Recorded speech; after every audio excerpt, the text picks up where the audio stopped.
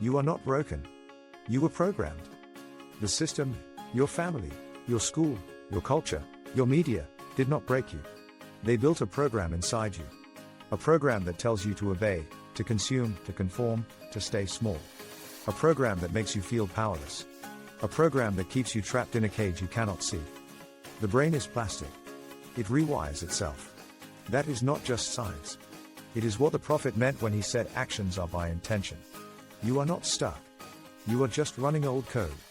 And code can be rewritten. The Quran tells us, we have certainly created man in the best of stature.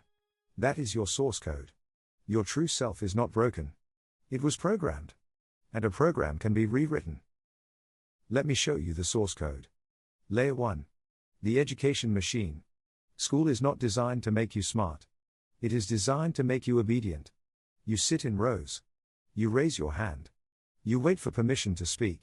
You are taught that the answer is somewhere outside of you. In a book. In a teacher. In a system. You are never taught to trust yourself. To think for yourself. To question authority. That is not an accident. That is by design.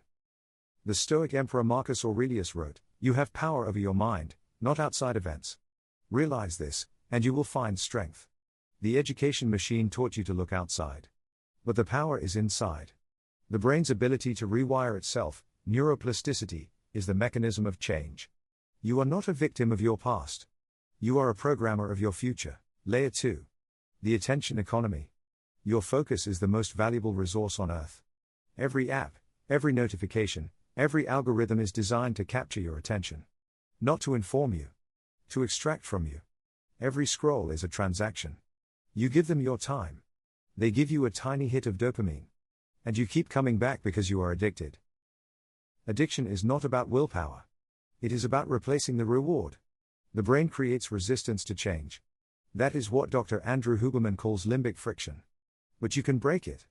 The prophet said, "The one who controls his insistent self from desire is considered to be a decisive person." That is not weakness. That is strength. The brain is plastic. The program can be rewritten. Layer 3. The comparison machine. You wake up. You scroll. You see everyone else succeeding. Everyone else happy. Everyone else ahead of you.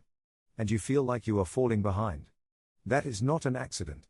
That is by design. Ibn Qayyim wrote that the heart is somewhere between two invitations, the invitation of lust and the invitation of God.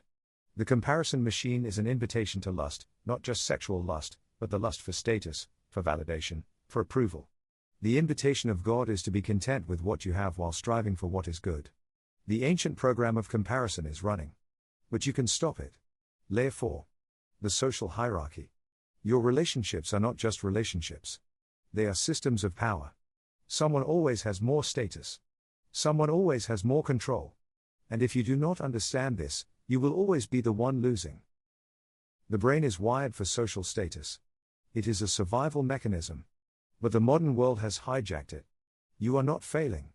You are being played by an ancient program that no longer serves you.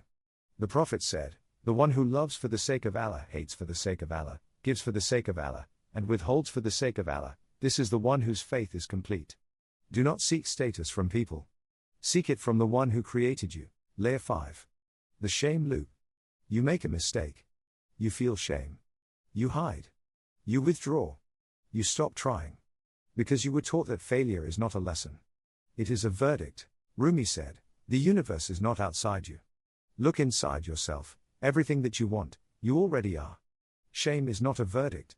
It is a door. It is the door to the program that was installed. And it can be uninstalled. The brain's default mode network processes self-referential thoughts, the eye of consciousness. It is where shame lives. But this same network can be retrained. Every time you question a program, you weaken it. Every time you choose a different response, you build a new pathway. Neuroplasticity is the mechanism of change. Ibn Qayyim wrote that the destruction of the heart is caused by two things, neglecting to do muhasabah and following desires. But the opposite is also true. The healing of the heart is caused by doing muhasabah and following the truth. Now let me give you the weapon. The weapon is not a script. Not a 6-step formula. Not a motivational speech. The weapon is a question. A single question that breaks every program at once. Who installed this program? And whose interests does it serve? When you ask that question, you stop being a passenger. You become a programmer. And programmers are dangerous to the system. Because they can rewrite the code. So here is your homework. Write down the 5 programs. Education machine. Attention economy.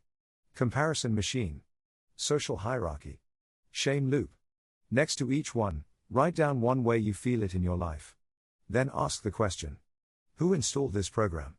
And whose interests does it serve? Write the answer. Read it back.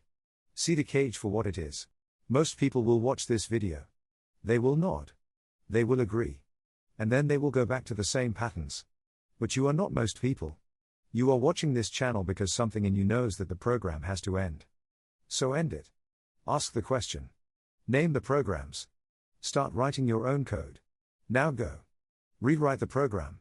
Build something the system cannot control.